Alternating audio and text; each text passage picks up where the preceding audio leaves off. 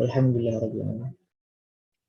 Okay, since it's our last class, could we all of us video on? Kan nanti kan tak ingat muka dah. Okay. Okay, so let's continue with our last topic, last segments of our economic syllabus. So that's very important. Saya share screen nanti. Okay. Yang lain muka on eh? Okay. So kita continue from the last class. Social enterprise ni dah habis, and then next.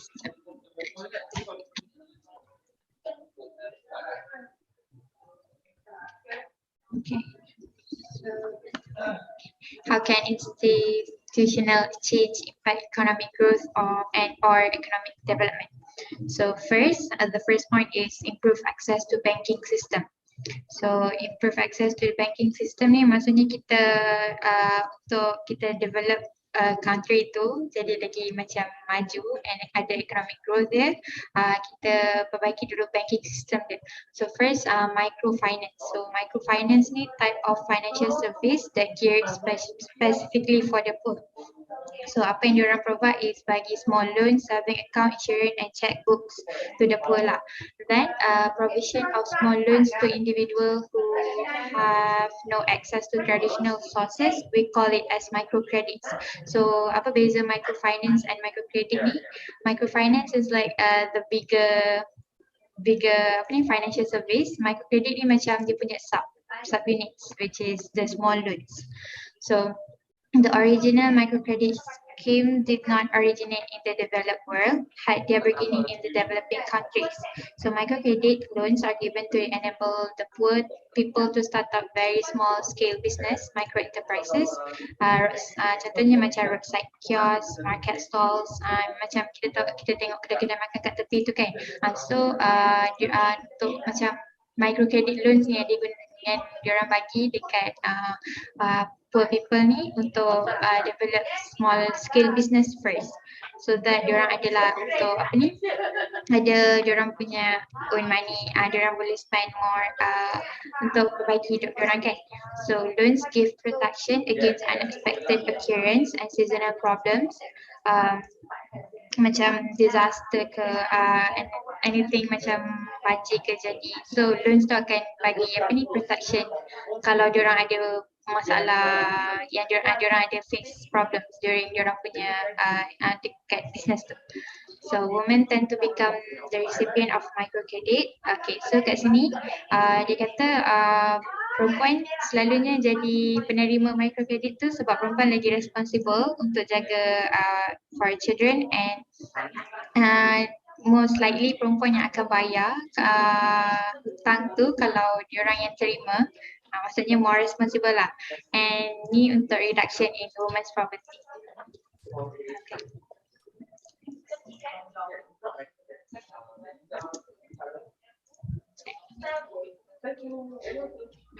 So under improved access to banking system juga, we can see that mobile phone banking. So mobile phone banking ni rasanya semua orang tahu. A person who wants to send money does so by sending amount via text to the receiver's phone number.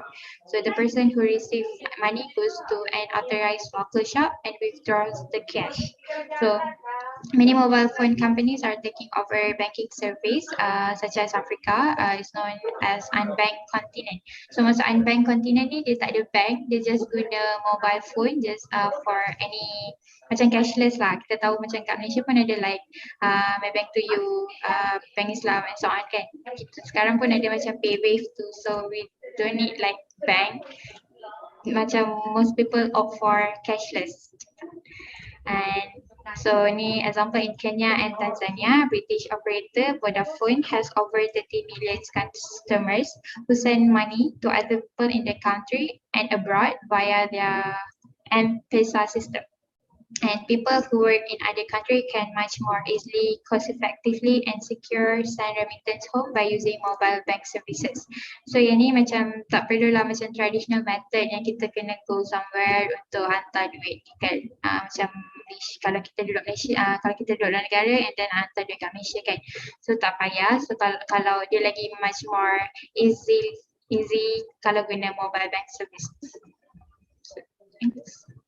So next, another point, increasing women's empowerment. So empowerment is the process by which women gain power and control over their own life and acquire the ability to make strategic choices.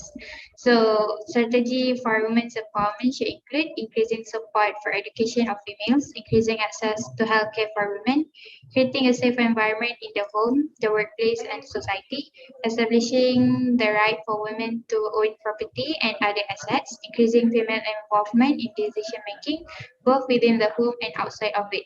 So actually increasing women's empowerment ni macam kita bagi chance for women to speak up and involve in every decision making, macam politics and so on. Lepas tu creating a safe environment in the home. So kat sini kita boleh tengok untuk gender equality. So kalau kita bagi women's like chance, maybe they can do something better for the country. So I need just providing women and with equal access to education, healthcare, decent work and representation in political and economic decision making process with full sustainable economies and benefit society and humanity at large. So implementing new legal frameworks regarding female equality in the workplace and the eradication of harmful policies, practices targeted at women is crucial. So maksudnya kat sini kalau kita bagi more chance to women, maybe dia akan help untuk economic growth or economic development. So it's okay, ni just macam words for women.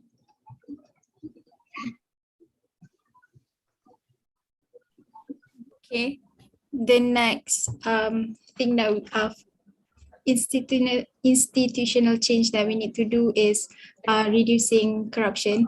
So we know that corruption ni dekat semua negara ada and benda ni benda yang tak boleh dielakkan.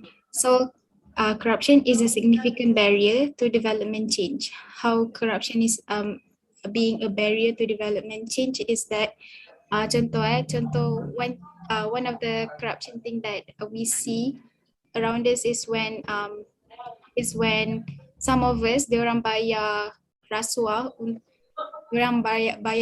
untuk tak bayar tax. So this is one of the example yang corruption ni boleh jadi barrier sebab bila ada orang yang bayar rasuah untuk tak bayar tax, then this tax revenue in the end akan tak banyak macam apa yang originally planned.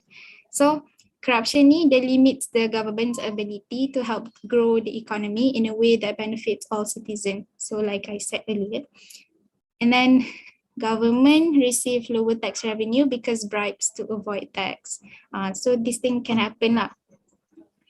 And then the solution for corruption is that anti-corruption reforms. For example, dekat Georgia corruption was reduced significantly and tax revenues more than doubled by 13% points of GDP between 2003 and 2008. So dekat Georgia ni dia dah reform anti-corruption diorang punya campaign or something, and then diorang found out yang GDP diorang doubled by 13% point. So kat sini kita nampak yang corruption ni betul-betul jadi penghalang terhadap economic development or growth. Can we repeat that one? Can you write your info dekat WhatsApp group so that we can use it and if we have it for our exam exam preparations to prove that how corruption actually becomes a major hindrance to economic growth. Alright, nanti after class boleh teacher? Boleh. Okay, next. So cara-cara yang we need to do to reduce corruption, first is to invest in high levels of transparency. So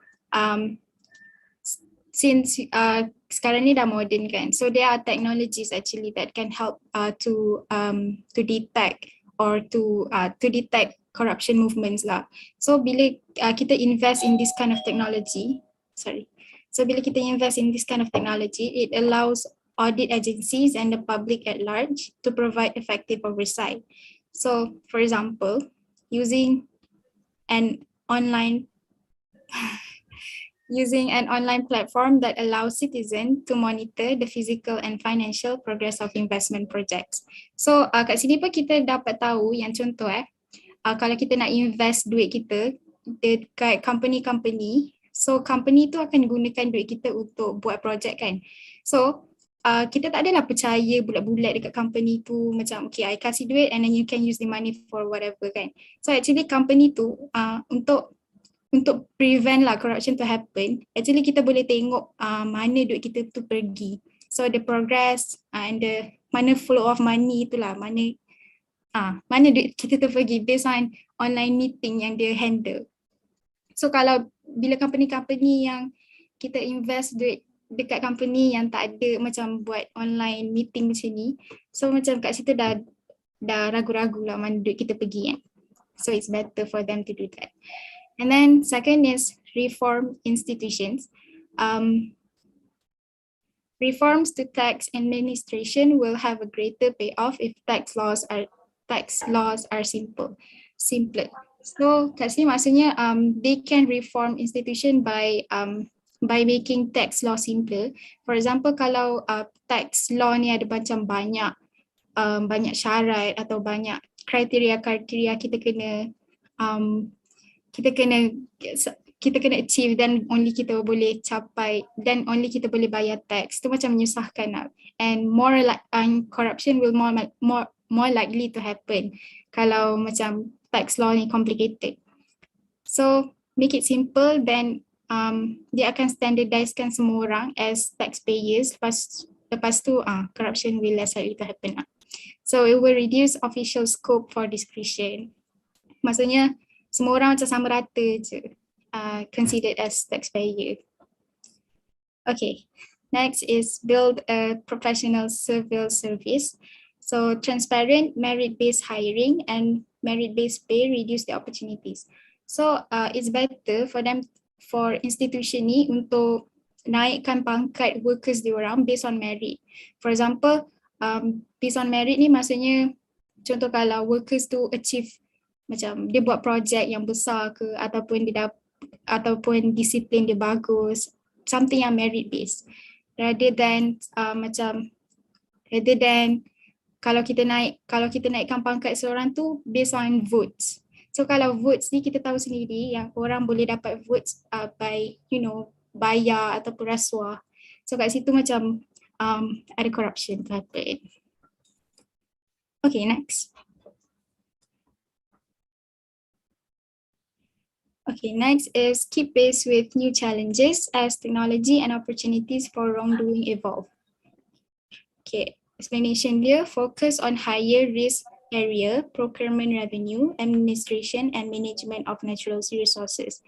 So ini point dia lebih kurang macam tadi, macam sebabkan kita ada teknologi, so kini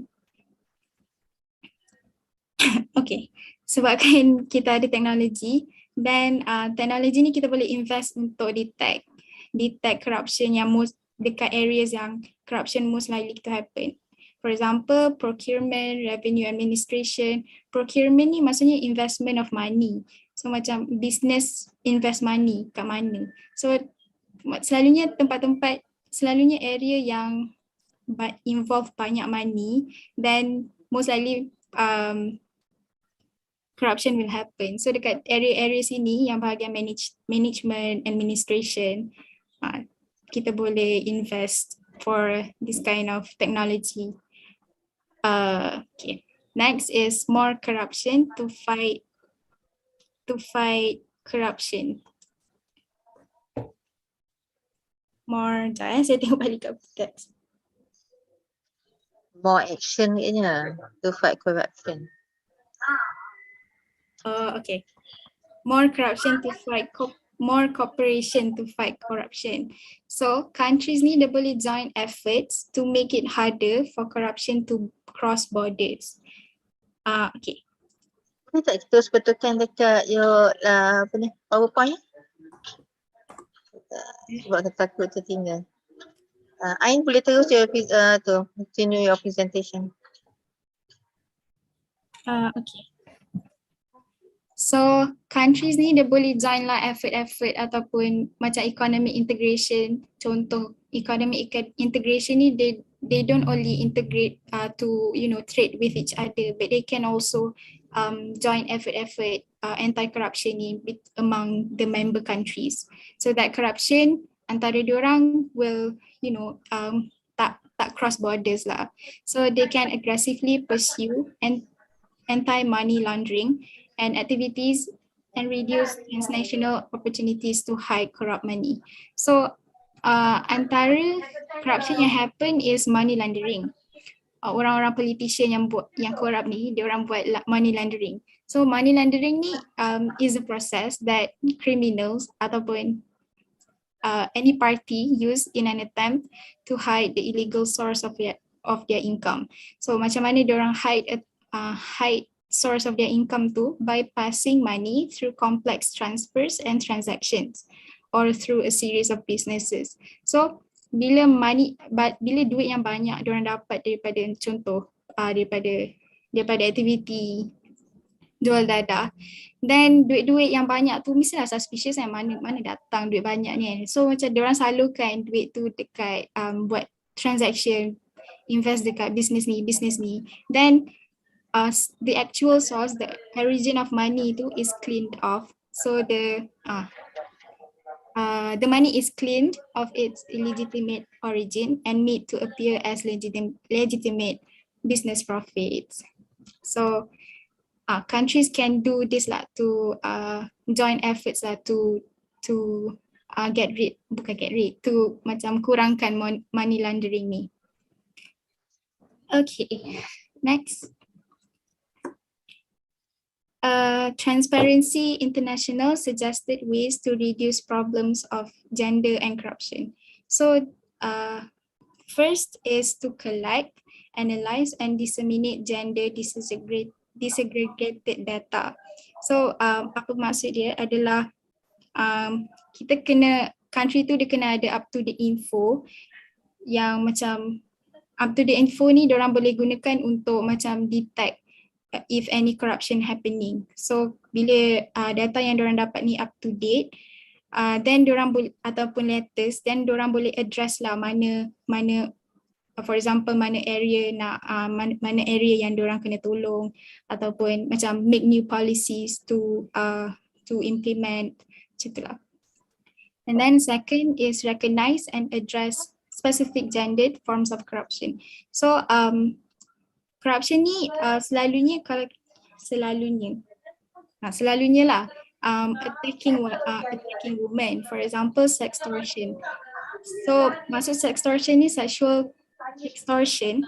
So sexual extortion ni maksudnya bila kita bayar rasuah bukan guna duit, kita bayar rasuah dengan sex trafficking ataupun gunakan macam prostitute, hubungan seksual untuk bayar rasuah tu. So bila this kind of corruption happen, kita nampak sendiri yang dia attacking women. So it's a gendered form of corruption. So kat sini bukan not only corruption is happening, but also women is also Exploited. Exploited, yes. Okay, next is include women in anti-corruption decision making, so that to ensure fairer access to political rights. So women ni dia kena macam include lah women ni dalam decision making for anti-corruption reform, so that sebab women ni kan selalunya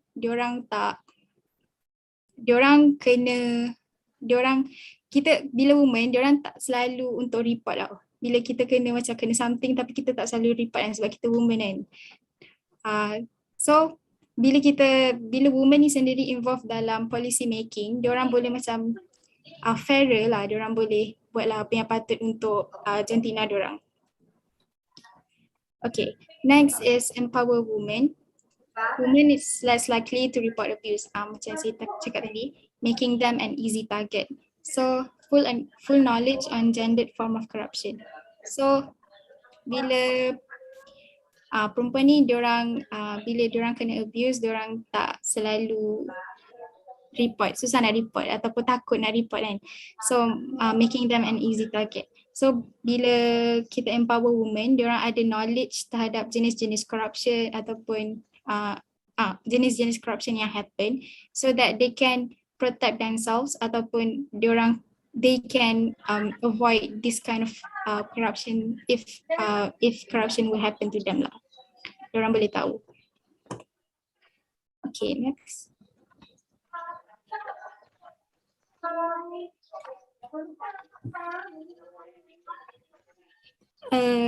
Una? Okay, 4 is promoting secure property rights and land tenure rights.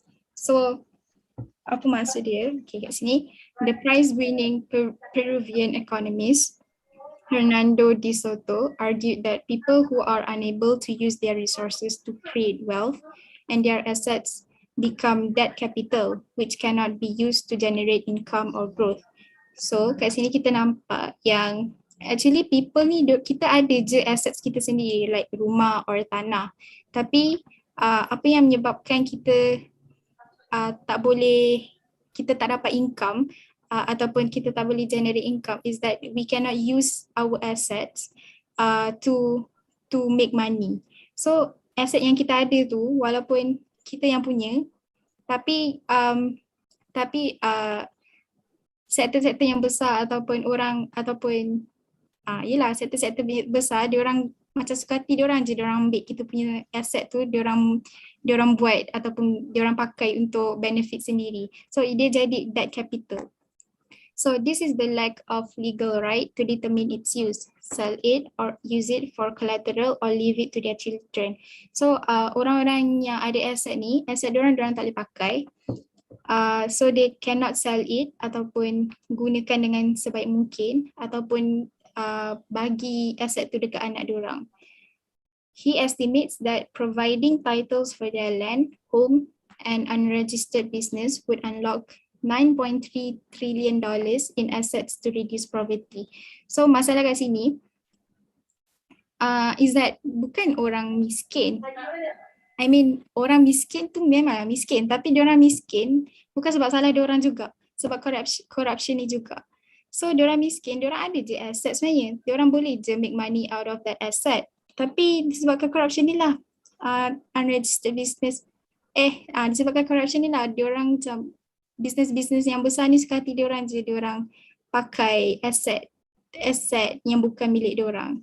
So orang-orang property ni diorang tak boleh pakai asset diorang walaupun they can actually make money out of it.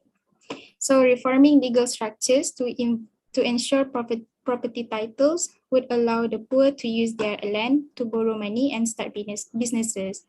So for example, kalau orang tu dia ada tanah, dan tanah dia tu dia mestilah tanam pokok ataupun tanam sayuran, and then that sayur-sayuran atau pokok dia orang akan jual and then dapatlah side income. Tapi masalah je kat sini dia orang tak boleh buat. So sebab itulah reforming legal structure ni penting untuk membela orang-orang macam ni, orang-orang yang ada aset tapi tak boleh pakai aset orang. Next.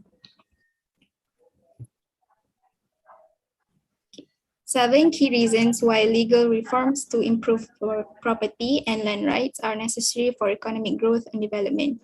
Okay. First, secure land rights are an important pillar for agriculture.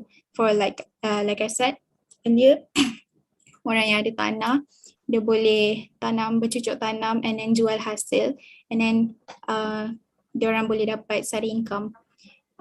This is also important for agriculture industry. And then second, secure land rights are essential for urban development. So tanah ni pun, tanah-tanah tanah-tanah ni pun penting untuk bina bangunan lah. So bila semua orang take care of their tanah ataupun membangunkan tanah diorang tu dengan bina bangunan, then contoh kawasan perkampungan tu dia akan makin lama makin banyak bangunan, dan dia jadi urban development. And then third, secure property rights, help protect the environment.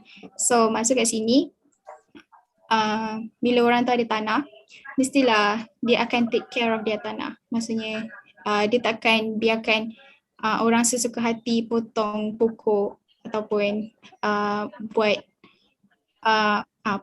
tebang pokok. Then it is important lah for the environment. And then four, secure property rights and access to land are crucial for private sector development and job creation. So macam mana orang yang ada tanah ni boleh create jobs is that private sector diorang mestilah nak buat kilang ataupun bangunan dekat tanah kan. So diorang nak cari tanah. So orang yang pemilik tanah ni dia boleh jual tanah diorang ataupun collaborate lah dengan private sectors tu untuk bina kilang, and then by bina kilang at the same time they also create jobs. Okay. Next is secure property rights are important for empowering women. Okay. So yang ni explanation yang ni. Okay, kita tahu yang perempuan ni kan dia macam bukan minority. Apa nak perkataan dia?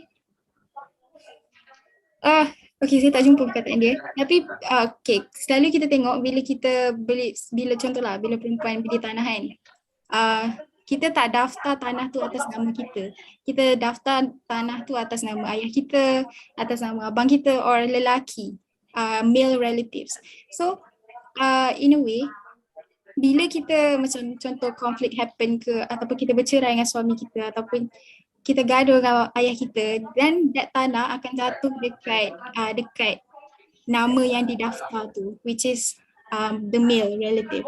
So perempuan kat sini macam apa dah jadi kan.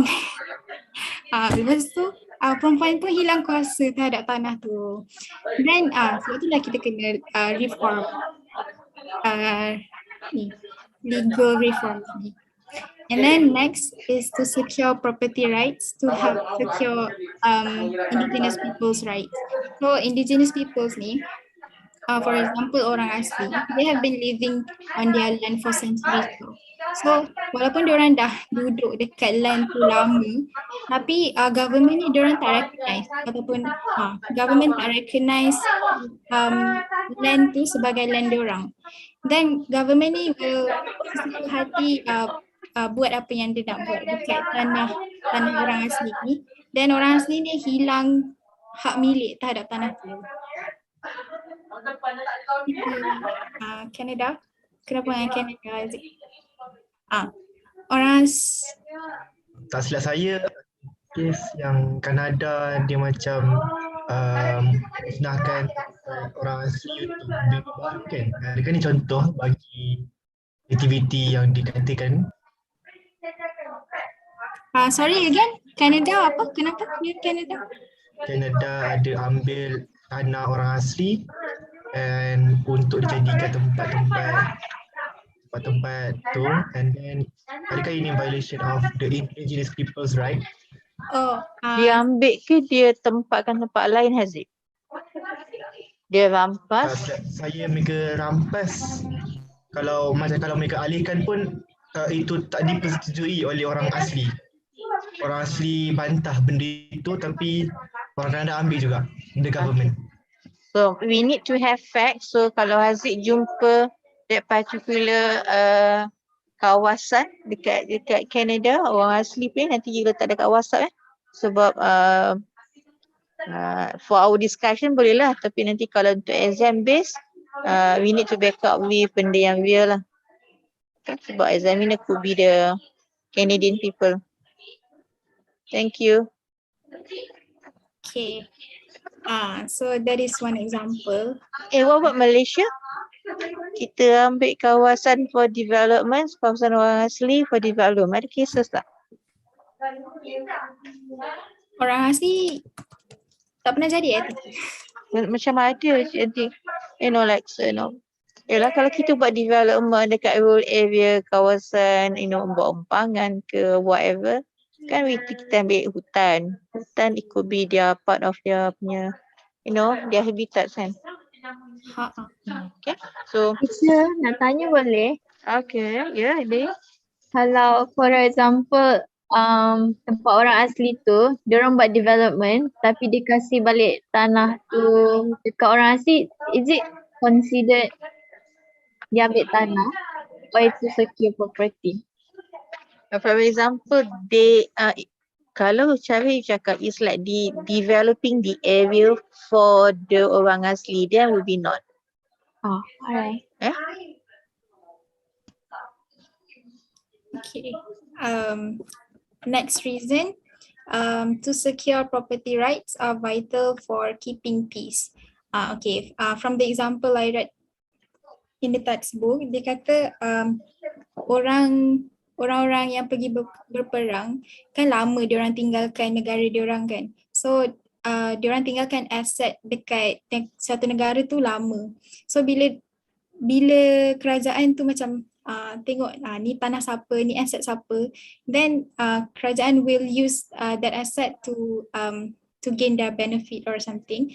Then bila orang tu balik daripada berperang, diorang balik kepada negara asal diorang, then diorang nampak aset diorang dah tak ada. So kat situ dah macam dah tak ada keharmonian.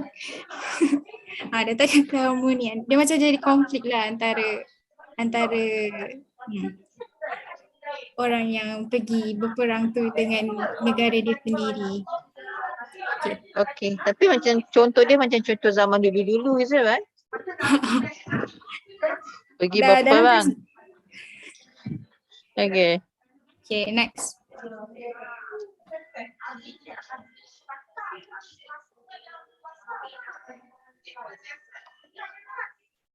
Tadi dah habis kan? Dah habis. So dah habis ke? Ada masa group lain teacher. Group lain teacher. Okay. Jom group lain. Ada banyak lagi ke? Ada lagi dalam 5 orang. Okay. Okay. Boleh tak masa you punya lepas ni kan masa slot homeroom academic consultation, is it right? Betul tak? Teacher. Okay.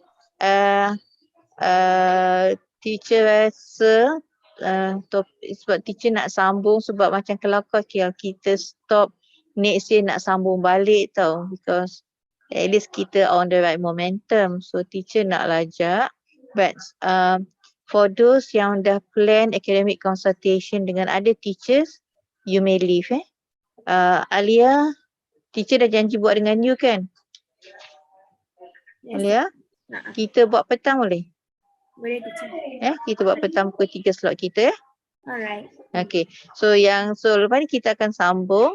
So if you have your plan consultation your other teachers, you may leave the room lepas kelas lah 11.40 nanti. Okay. So shall we continue? Kita habiskan terus? Boleh teacher. Okay, so sekarang ni kita belajar what interventionist strategies can promote economic growth and ataupun development. Economic growth ataupun economic development. So mostly many development countries ni diorang strategi diorang untuk aim diorang adalah untuk economic development of the country lah kan. So basically most of the government will target the poor.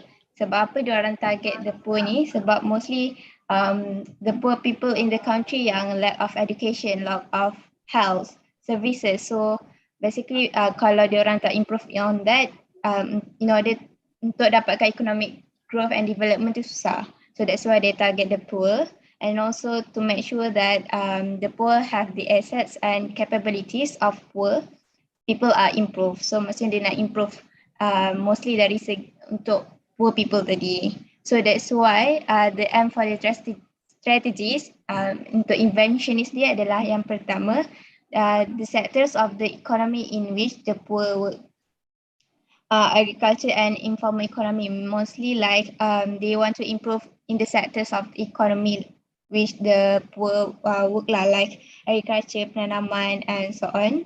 And the second one is the areas in which the poor live, town-gators or undeveloped rural regions, means that most of the inventionists, yes, the government will do a lot more better in the place where the poor people live. Maksudnya dia akan improve dari segi electricity or maybe dari segi healthcare and so on.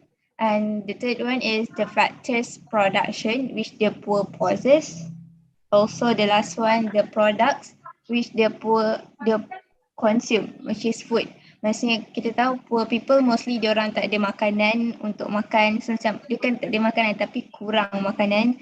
So that's why sometimes they get easily to get diseases. So that's why the government have to do strategies in terms of food, bagi dia orang makanan lebih dan makanan lebih berkhasiat. So next. So how can redistributive fiscal policies promote economic growth to development? So we know that fiscal policy kita dah belajar dulu is about the government spending and also taxes, kan? So mostly government will do fiscal policy in order to untuk dapatkan economic growth ni. So that's why the fiscal policy is the use of government expenditure and tax rates to influence aggregate demands. So, and also fiscal policy is an effective tool for redistributing income through transfer payments, especially in developed countries. So maksudnya kat sini, bila government buat taxes, so they will get money. So with that money, they will do transfer payments mostly untuk orang poor people tadi. So from the rich people, they get the money and they will transfer the money to the poor people. So mostly the government do that. And however, it's limited due to the fiscal capacity means that even though government buat fiscal policy, they get they get the money from the taxes, but still ada limited sebab the government still have to face a lot of challenges. So next slide, we'll look at the challenges and also strategy. So this is some challenges that government face in raising taxes. So along with the strategies. So kita tengok challenge dia. Yang pertama, the first one is the large size of the informal economy whose economic activity is not taxed. So basically, even though the government do fiscal policy, but also in the country have informal economy which dia tak ada taxes. So government macam rugi kat situ. Also dia tak dapat balik duit tu from the economy. So that's why dia like kekurangan duit. So sebab dia tak sebab informal economy tak ada taxes. So strategi dia adalah untuk mobilize informal workers and enterprises into the formal sector. So okay, that's one. So the second one is How do you do that? Yes, teacher. From informal sector to formal sector? Maybe they can do regulation ke teacher, like Yep. Thailand? Yes, teacher. For example, kat Thailand, prostitution dah jadi legal dah. So, those involved in the industry kena bayar tax. That's one way lah. Okay, continue. Okay, the second one is there is heavy reliance on indirect taxes because they are considerably easier to set and collect, but indirect taxes tend to generate lower revenue.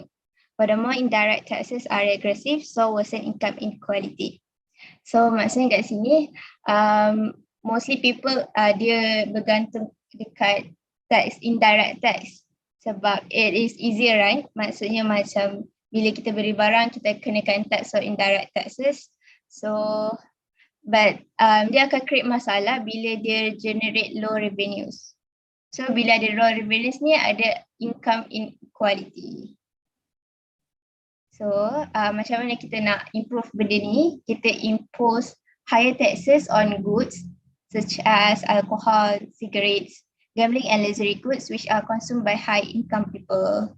So maksudnya kita lebihkan tax dekat benda-benda yang tak berfaedah macam alcohol, cigarettes and also barang-barang yang mahal sebab mostly high income people yang akan beli, so dia ada lebih income so they can pay.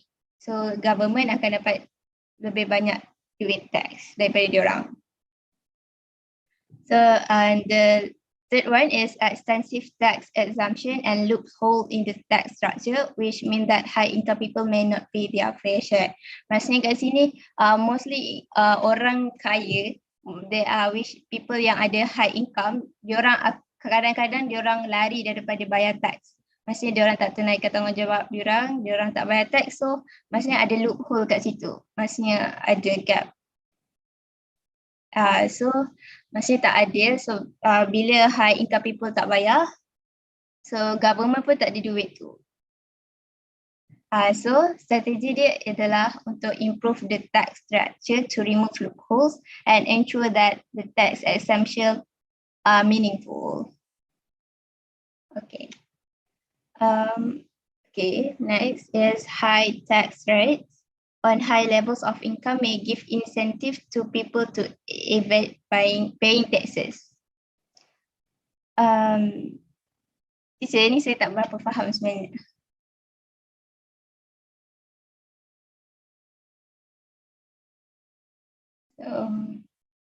Saya nak cakap tapi teacher mute tadi.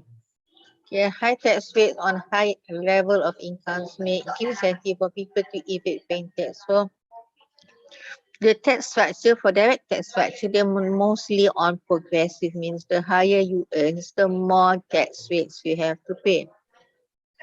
Okay, so let's presume that I'm a millionaire, so my tax rates now zoom into the last 500k is like I'm supposed to pay 30% of my pay, katakan. Means I reach to the maximum rates, maximum percentage of that. So what I need to do is that instead of giving like a quarter of my money to the government, so maybe what I can do is that if I'm businessman, I involved in buying assets, I'm being involved in investments, all those projects. So in the end, if I'm a businessman, making that my profit has dropped. So that's one way you can drop. So making that you are buying assets, you pay for it. So in the end, your profit will be a lot lesser. So another one could be in terms of what you can do is that to reduce your taxable incomes, maybe this is where you can actually donate your money to the charity, so you have a tax exemptions over there. And of course, usually big people, big business or rich people, usually they hire accountants who knows the best way how to avoid your paying high taxes, right? So and of course when you paying the maximums, then you rasa banyak sangat.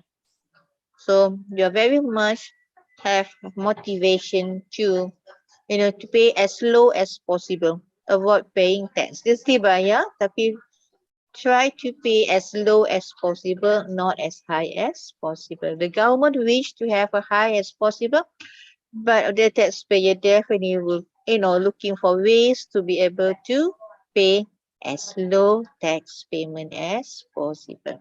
Okay? Okay, teacher. Thank you, teacher. So, strategi untuk avoid benda itu berlaku. So, the government have to lower rates of tax at high incomes to encourage people to pay, supaya dia boleh lagi pay. So, the lower rate could be offset if more people pay their share. So, maksudnya macam tu. Maksudnya government kurangkan tax supaya high income people tu bayar tax diorang. So the last one is most of the people avoid paying taxes. So government have to face this So there are possible reasons for this. For example, is corruption in the government. So that people do not trust the government to use revenues, like Fatini ada cakap tadi, and also lack of transparency in government, so that people are not aware of how their tax revenues are used. And the third one is a weak sense of national identity. So maksudnya kat sini mostly people avoid paying taxes sebab diorang tak percaya kerajaan, that they do not trust the government because they think that the government will do the money maybe to their own benefits. That's why people avoid to pay taxes, and also they do not know if they give the money to the government, what will the government do, and also the last one they said that weak sense of national identity, like macam dia tak tahu tanggungjawab dia untuk negara, or maybe something like that. So how to overcome? Saya komen yang tu kejap Yang a weak sense of national identity, macam for Malaysia, kita tak rasa malu kalau kita tak contribute. Right? Dan kita rasa bangga kalau kita be able to avoid paying tax. So this is tunjukkan our sense of mentality lah, kurang cantik sikit. But for a country of South Korea, when the public discover that their idols, their celebrities are found guilty for bukan tak bayar tax for misleading tax, for underpaying for the tax. The whole citizens, the South Korean citizens, they, it's such a big shame to the celebrities if they get caught. And the public is really angry for those people who actually avoid paying tax or find loophole to reduce their debt. So, bila you have that sentiments, then tak ramai yang ngelak, tak ramai yang tak bayar because it's a big shame. But things are different in Malaysia, isn't it? In Malaysia, kita rasa berbangga bila kita dapat mengelak daripada membayar cukai. So, yeah, which is not good because for Malaysia itself, we really needs this money for development projects. Okay, continue. Okay. So apa yang saya cakap tu betul juga, sebab saya pun pernah dengar yang ada je rakyat kat negara kita, dia orang gaji dia sebenarnya lebih daripada memerlukan, tapi dia still mohon untuk bantuan dan dia dapat sebab dia tipu gaji dia, tak bayar tax and so on. So ada. So how to overcome non-compliance this is commitment to reduce corruption so that people believe the tax revenue will be spent appropriately. So the government government punya peranan untuk reduce corruption tu, so they kena gain the people trust back untuk diorang untuk bayar tax revenue tu, and also they have to provide access to details concerning government budget so that governments are accountable to the pools. So maksudnya kat sini macam sebab tu kadang-kadang kita tengok akhir tahun diorang akan bentangkan bajet diorang, apa yang diorang akan buat dengan bajet diorang tu untuk every year. So that's why I think that is one of the cara how to gain people trust so that people know where the money is going. So, and third one is public awareness campaign to increase compliance by teaching people about the role of tax and building a sense of national identity and responsibility. Just like benda biasa, the government have to like buatkan iklan dekat TV or just public awareness campaign. And the last one is empower people to engage in open discussion about the uses of taxes. Ni maybe government boleh buat conference ataupun buat one day about taxes ke, in order to get people engagement pasal tax, so diorang tahu apa function tax ni. So that's because bila dah government buat macam tu, so diorang akan bayar tax. So this sebab tu je, so bila orang bayar tax, so government pun senang untuk transfer payment tadi untuk bagi dekat poor people. So okay, macam tu je. So next slide. So kita tahu tadi kita dah going tadi fiscal policy bila Sam. okay teacher. Before we move to the next slide, sekarang is actually dah habis masa econ. So if you have a plan for consultations or you have to go somewhere or for whatever reasons you may leave the class sebab this is like macam extra class but teacher kalau boleh nak cover semua. Okay, so you can leave any times you want and it's not compulsory, but except for presenter lah ya, kan? Right, so presenter ada, any of you ada personal consultation ke dengan cikgu, dia preset? Ada tak presenter? Tak ada? Okay then. So kita sambung dengan cepat. Okay. I try laju-laju. Okay. So kita dah tahu tadi government perlukan duit tax tu untuk transfer payment untuk orang-orang yang berperlulah. So one of the yang government boleh buat is conditional cash transfer, which is CCT. Kita pun dah belajar CCT ni dulu kat dalam bab berapa tapi ada.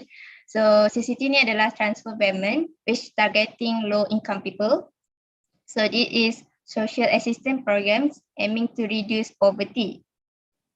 So dia nak reduce poverty sebab itulah dia buat CCT ni, which is transfer payments, and also in return for fulfilling specific behavioural condition. So maksudnya kat sini government bagi duit dekat poor people, which is low income people, sebab government nak diorang buat something, which is government nak diorang regular visit to healthcare facility by pregnant women. Also government bagi duit tu untuk dapatkan vaccinations ataupun maybe untuk dapatkan education, sebab tu government bagi diorang duit. So diorang income people kena buat semua ni untuk fulfill specific behavioural condition in order to dapatkan economic development. So daripada itu, selain daripada itu diorang boleh guna invest into their own human capacities, like diorang boleh gunakan duit tu untuk basic health services ataupun sending their children to school, which is can help to break intergenerational poverty cycles. So bila ada education untuk anak-anak diorang, so maybe keluarga diorang yang akan datang tak akan lagi berada dalam low income people. Okay, that is one of the reason. So next slide. So this is real life example. Real life example contoh macam kat Malaysia, apa CCT tu ada, contohnya macam bantuan sarido, bantuan prihatin rakyat, bantuan rakyat. So itulah contoh-contoh CCT kat Malaysia. So kalau untuk Filipin pula, diorang ada Pantawid Familia Filipino Program ataupun 4PS, which is provide conditional grants untuk biasa untuk poor people. Also they want to break the cycle of poverty by giving them education. So dekat United States, kita ada Family Rewards Program in New York City. So which is they provide low income families over 700 on average over 3 years. So but they have to meeting goals for school attendance, attendance test score and routine dental care. So and so on. Maksudnya memang government bagi duit dekat low income people, but also they have to meet their goals, which is the government goals. So that's all. So that's all. Next slide. Okay, so kita masuk about role of minimum wages in promoting economic development. So kita try go by lagi sikit sebab kita semua dah tahu what is minimum wage kan. So the purpose of minimum wage is to protect workers against unduly low pay. So macam minimum wage ni untuk protect workers lah kalau wages diorang terlalu low from what it should be. And lama Muna cuba buka balik slide ni, cuba sebab tadi macam dah betulkan. Okay, so minimum wage ni juga it is a minimum living wage to wage to all who are employed and in needs of such protection. So maksudnya baca yang kat bawah tu, when a minimum wage exists but do not provide living wage, a wage that ensures a worker can meet their basic need, a development strategy would be to increase minimum wage. So maksudnya bila existing minimum wage dekat country tu, turns out dia tak help pun in providing living wage. Maksudnya macam wage tu tak help pun in providing to support basic needs of worker macam living standards, food semua tu. So maksudnya there should be a strategy untuk increase minimum wage tu. Okay. So next slide. Okay, so ni just example of minimum wage. So kalau minimum wage ni, it exists in more than 90% of 187 member countries of the International Labour Organization. So the minimum wage ni, it is credited to have positive impact in terms of reducing poverty. So kalau tengok kat gambar tu, tu macam contoh untuk country, and then yang the second one tu kat center tu contoh minimum wage per hour, and then yang dekat hujung tu annually. So kalau for Malaysia, what I searched untuk 2021 tahun 2021, minimum wage untuk Malaysia is 1,200 for monthly minimum wage. Okay, next. Okay, so this slide that minimum wage ni kan tadi it is credited to have positive impact untuk reducing poverty, but it is also argued to have only moderate impact and cannot be considered as major tool to combat poverty. So maksudnya minimum wage ni ada, of course, its own challenges. So dia tak boleh consider as major tool untuk combat poverty. So kenapa? So firstly, because wujudnya informal sectors. So informal sectors ni contohnya workers yang work at home, dekat street stores, dekat manufacturing factories. So bila ada informal sectors macam ni, workers tu they are not under contract, they do not receive social protection and also not guaranteed decent work conditions. So bila macam ni, even though ada minimum wage, dia tak protect workers. So dia tak adalah consider as major to combat poverty. Lepas tu, second one, issues with compliance and enforcement. So macam biasa, macam sebelum ni pun ada issues about non-compliance itu, sesama juga untuk minimum wage. So some firms, they still pay less than minimum wage and escape from any form of punishment. So even though ada minimum wage, still ada firms yang refuse untuk follow this minimum wage and still pay below the minimum wage lah. So that is why one of the solutions, ILO yang tadi tu, International Labour Organizations, they try to solve these problems by raising awareness campaign, empowering workers to claim their right and to have better policies.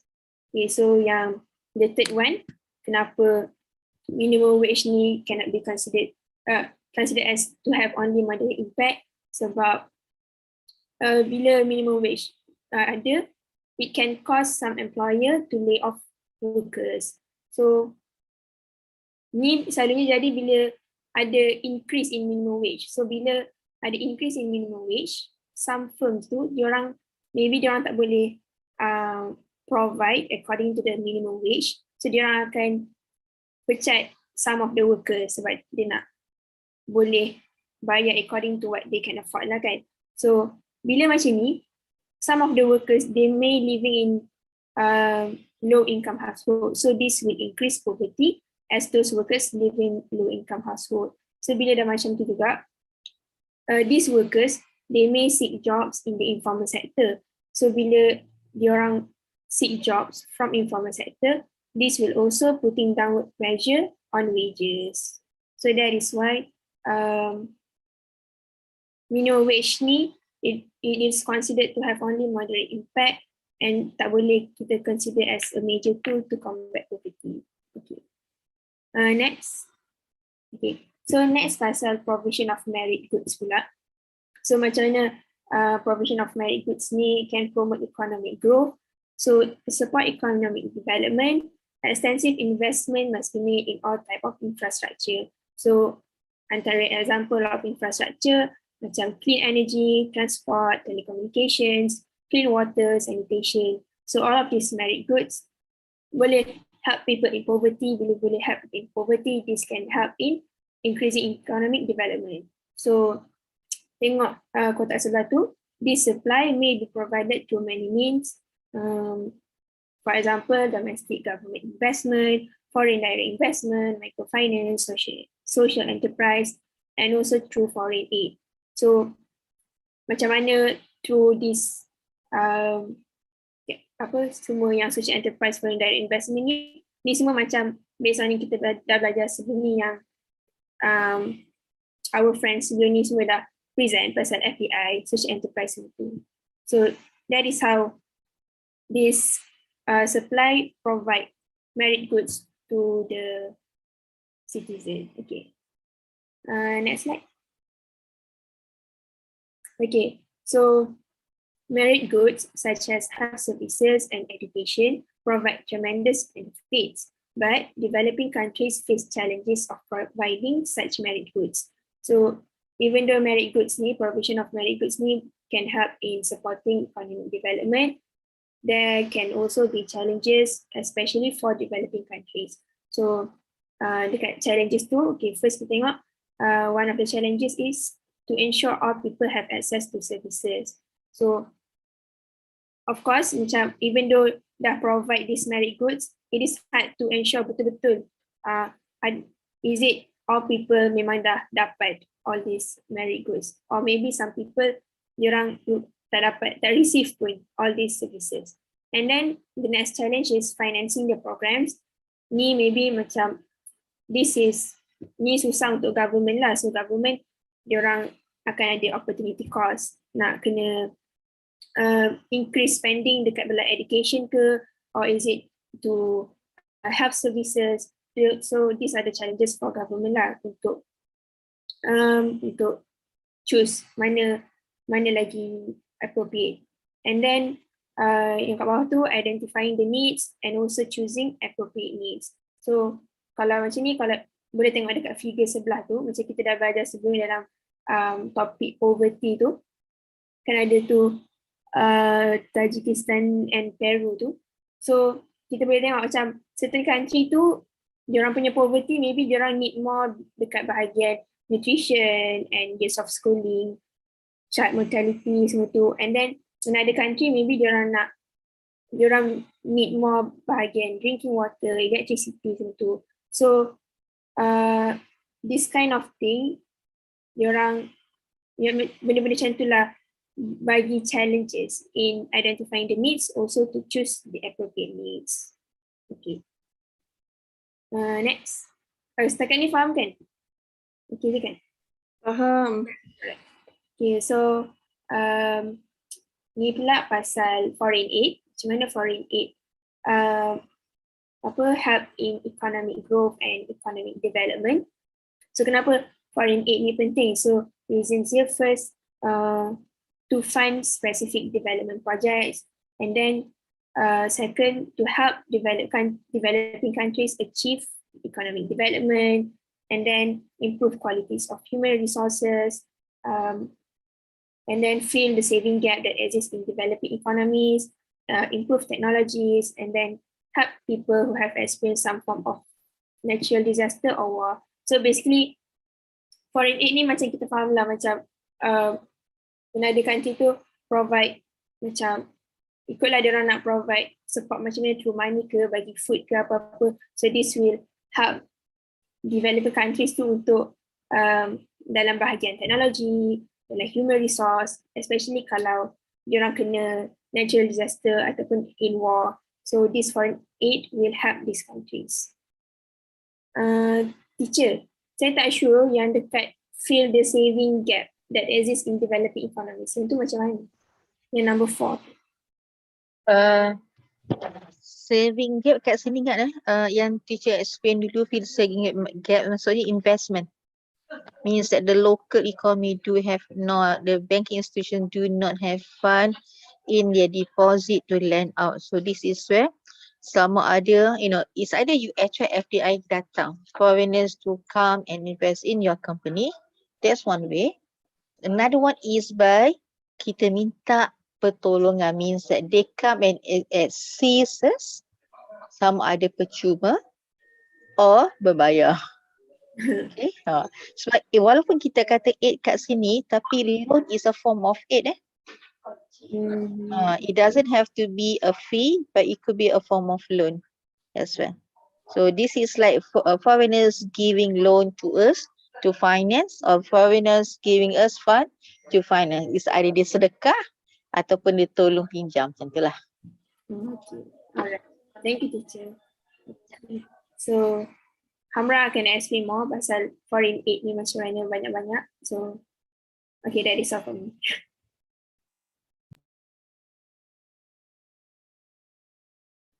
Okay. Next, kita dah cakap pasal foreign aid. So, antara dia, first, humanitarian aid. So, apa dia aid ni? So, this aid is given to save lives and alleviate suffering in response to emergencies such as natural disasters or human-made crisis. Maksudnya, humanitarian aid ni dia diberi untuk tolong mengurangkan kesengsaraan dalam situasi emergency. Contohnya, natural disaster atau human-made crisis. So, human-made crisis ni contohnya macam hazard atau war, peperangan. Natural disaster kita tahu macam tanah runtuh, banjir. Okay. So, response to a medical crisis such as the Ebola outbreak. Medical crisis pun juga boleh diberikan humanitarian aid ni lah. Contohnya macam COVID-19. So, biasanya aid ni dia short term in nature. Maksudnya dia pertolongan ni diberi dalam masa singkat je. Prolonged if a host government is unable to take control of the crisis and human suffering continues. Maksudnya walaupun dia short term, tapi bantuan ni boleh diberi secara berpanjangan kalau kesengsaraan itu tak berkurang, masih berterusan. Itu yang menyebabkan dia long term. Okay, seterusnya kita ada development aid. Aid given to alleviate systemic poverty and promote the economic, social, environmental or political development in recipient countries. So basically development aid ni bantuan untuk tolong dari segi pembangunan negara tu. Dan biasanya dia diberi ke di developing country. So given by governments, multilateral organizations and non-government organizations. So biasanya aid ni diberi oleh kerajaan sendiri atau multilateral organizations ni macam banyak-banyak negara diorang bekerjasama untuk memberikan aid ni. Maksudnya dia involves many parties, many organizations ataupun non-NGO. Development aid ni biasanya long term assistance in response to systemic problem. So dia biasanya long term lah. Next. Okay, sebenarnya kita ada official development assistance atau ODA. So apa ODA ni?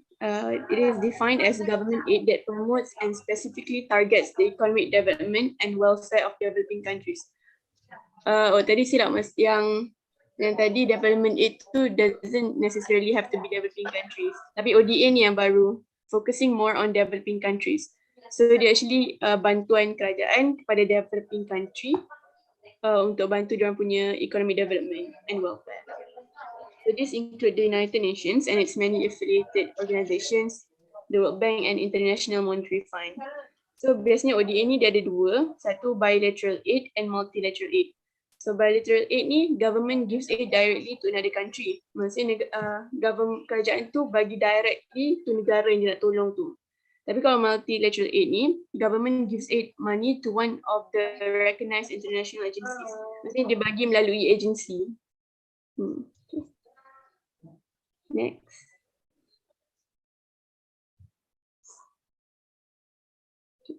So eligibility requirements to be considered as ODA.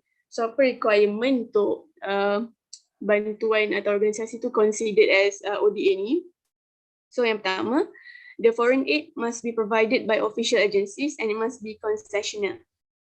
Yang pertama, aid tu mesti disediakan oleh official agency. Lepas tu dia kena concessional. Maksud concessional ni, it must be either a grant or a soft loan. Okay. Grant ni, menurut Google, grant loan ni dia financial aid awarded by the government for specific purpose. Maksudnya bantuan yang diberikan oleh kerajaan untuk sebab yang tertentu, untuk specific purpose. Soft loan ni pula is a loan which is either interest free or a below market interest rate, and it's usually to be repaid over a longer period than commercial loans. Okay, soft loan ni maksudnya dia sama ada tak ada interest langsung atau interest yang dia bagi tu below market. Dan biasanya nak bayar balik soft loan ni lambat lagi lah, so dia longer period. Yang second, the aid must have the promotion of the economic development and welfare of developing countries as the main objective. Maksudnya bantuan ni mesti, main objektif bantuan ni dia kena untuk membantu pembangunan dan welfare of developing countries. Next, does not include military aid or aid that is donated to pursue the donor's security interest. Maksudnya kalau bantuan yang melibatkan ketenteraan, dia tak dikira as ODA. Contoh macam nak bantu defense negara lain ke, itu tak dikira sebagai ODA. Okay, next, follow stated rules to help partner country police prevent and address criminal activity. Maksudnya kalau bantuan yang diberikan tu untuk tolong dari segi kes jenayah, itu dikira sebagai ODA. This seen as supporting domestic institutions of partner countries in the way that benefited the population as a whole. Dia dikira sebagai ODA sebab dia macam bagi sokongan kepada institusi domestik dekat negara tu, dan dia juga bagi manfaat kan kepada seluruh populasi negara tu, sebab tu dia dikira sebagai ODA. Next. The concerns about aid. Dia walaupun aid ni macam sesuatu yang baik, tapi dia masih lagi ada macam kerisauan mengenai aid ni. Jadi the government give aid to a particular or small sector of the economy that does not need support. Jadi ada kemungkinan kerajaan ni dia bagi bantuan dekat orang yang tak beberapa memerlukan pun bantuan ni. Iaitu antara salah satu kerisauan tentang aid ni. Seterusnya, aid is given for political reasons, causing those in poor countries receive less than those in middle income countries. So biasanya aid ni macam sangat berkait rapat dengan sebab political reasons. Jadi dia macam sebab ada political interest dalam tu, boleh menyebabkan orang yang betul-betul memerlukan bantuan tu tak dapat pun bantuan tu berbanding orang yang middle income.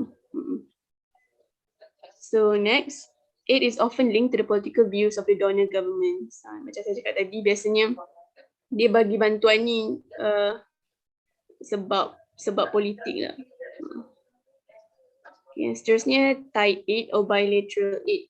So tied aid ni, when a country gives money for a particular aid project on condition, recipient country uses the money to buy goods and services from the donor country. Okay, maksud dia, tied aid ni bila negara tu bagi bantuan dekat negara developing tu, tapi dengan syarat negara yang dapat bantuan tu dia kena beli barang daripada negara penderma tu. Maksudnya dia kena beli barang daripada orang tu saja. Jadi ini boleh menyebabkan donor ends up paying more than in open market. Jadi sebabkan dia hanya boleh beli barang daripada negara yang derma tu, mungkin dia sebenarnya kena bayar lebih daripada apa yang dijual kat market. Seterusnya, reduce possible trade between developing countries. Ya, sebab dia hanya boleh trade between the donor country kan. So dia reduce possible trade. Dan seterusnya, argued to be politically motivated. Maksudnya tied aid ni atau bilateral aid ni dia biasanya berkena-mengena dengan sebab-sebab politik lah. Dia disebabkan benda ni dia phased out in some countries, maksudnya dia dilarang digunakan di beberapa negara lain. Seterusnya, long-term provision of large quantities of food may force down domestic prices. Maksudnya bila dia macam keep bagi food secara percuma kan, it may ends up causing harga untuk makanan tu turun. Jadi ini pun akan bagi satu efek yang buruk dekat domestic farmers tu sendiri, sebab barang dia dijual pada harga yang lebih rendah. Seterusnya, culture of dependency, limit long-term economic development. Maksudnya bila kita asyik bagi bantuan dekat negara developing ni, nanti mungkin dia akan jadi terlalu bergantung kepada negara lain. Dia menyebabkan dia orang tak ada limit long-term economic development lah. Dia macam asyik bergantung je, dia tak ada usaha untuk bantu negara dia sendiri. Okay, seterusnya, focused on modern industrial sector. Biasanya aid ni diberikan pada sektor yang moden berbanding tradisional. Mungkin sebab modern industrial sector ni lebih banyak potential kan. Jadi bila dibuat macam ni, nanti gap incomes and living standards between modern and traditional agriculture sector tu akan makin besar. Sebab dia banyak bagi bantuan dekat yang modern saja. Jadi nanti gap incomes tu lagi jadi lagi besar lah between modern and traditional. Dan ni biasanya happen to agricultural sector. Next. It is often only available if the countries agree to adopt certain economic policies. Maksudnya biasanya orang yang bagi negara yang bagi bantuan ni dia dengan syarat negara yang nak terima tu dia kena adopt certain policies. Contohnya macam liberalization, deregulation, privatization, contoh macam tu lah. Maksudnya negara tu kena adopt policy ni dulu baru dia agree untuk bagi donation atau aid. A good example, Indonesia masa kita foreign exchange currency in 1997, one of the conditions untuk Indonesia terima bantuan daripada IMF is for Indonesia to reduce the subsidy system. So what happened is that in the old days, Indonesia also practiced the same as us. A lot of items be controlled, be subsidized, or they have a price ceilings. So with the conditions and they agree to take on, so no more intervention in the market itself, no more subsidies, no more price ceiling. So that's the reasons why, if you have your fellow Indonesian who says that cost living expenses, yang barang pokok, barang dapur is very expensive in Indonesia. Macam kita, if you go by in our minyak beans at price control, so is our even tepung, gula, all those things. Indonesia tak, because they agreed with the conditions of the IMF, no more subsidies or government interventions. Okay, that's something that happened to our neighbors. Okay, continue. Yang terakhir, repayments on financial aid lead to indebtedness for developing countries. Maksudnya bila dia selalu contoh buat loan untuk pinjam duit semua tu. Jadi bila dia terlalu banyak, lama-lama dia ada high indebtedness lah. Dia itu antara perkara yang dirisaukan tentang aid ni. That's all. That's all for our topic ke? Teacher ada banyak lagi. Ada lagi teacher. Banyak lagi. Berapa slide lagi? Dalam 10. 10. Okay. 10 slide lagi. Adakah you all berdaya lagi untuk sambung ke macam mana? Semua macam tak berdaya je.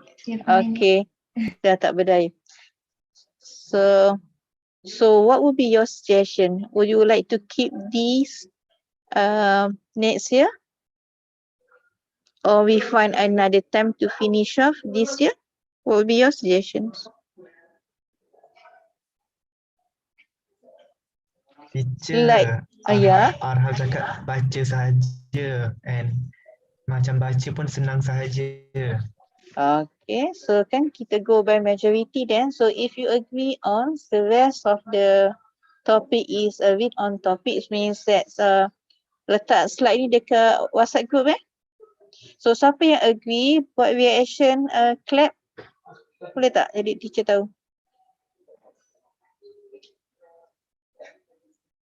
So yang clap 1, 2, 3, 4. 1, 2, 1, 2, 3, 4. Alia clap ke tak? You dah cancel balik Clap teacher. Dia lama dia dah hilang.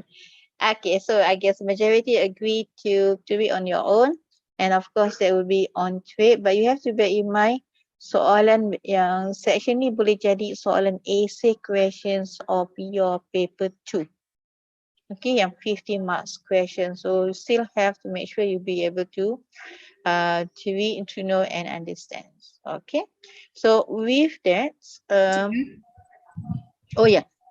one thing, something that's talking about reasons for other countries giving aids. It could be because of political reasons or whatever economic reasons that they have or agenda that they have. That's the reasons why they are giving us assistance or aid.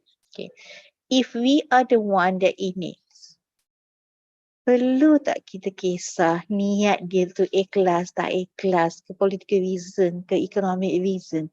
Do we have to consider their sincerity or their hidden agenda?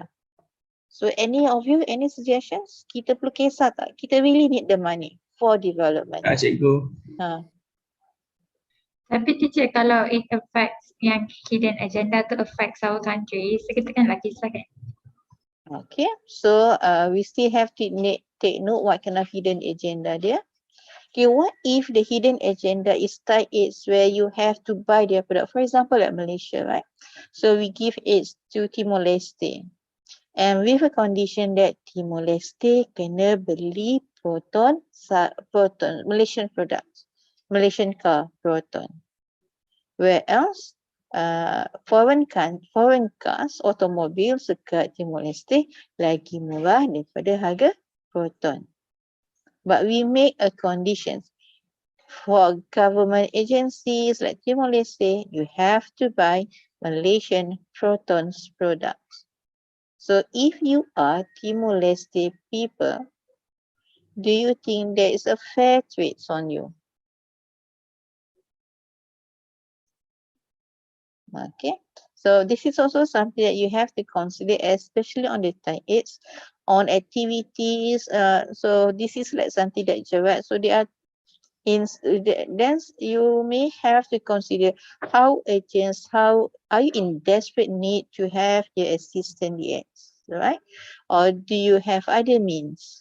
Or if the hidden agenda is something that you can cope by, so we somehow need to have the principle and also flexibility. So we have to draw a line at what times, what situations that's, like the beggar cannot be choosy, betul tak? Right? Tapi kadang-kadang kalau ada juga pengemis tu datang terus minta bagi rate nak RM5, RM10. Ada kan? Someone ask you, dia bagi rate lagi dia nak berapa. Okay, so if you don't have any questions, then we can stop now. That will be our last class, right, for this year. And very lucky now that we don't have, we don't have an exam.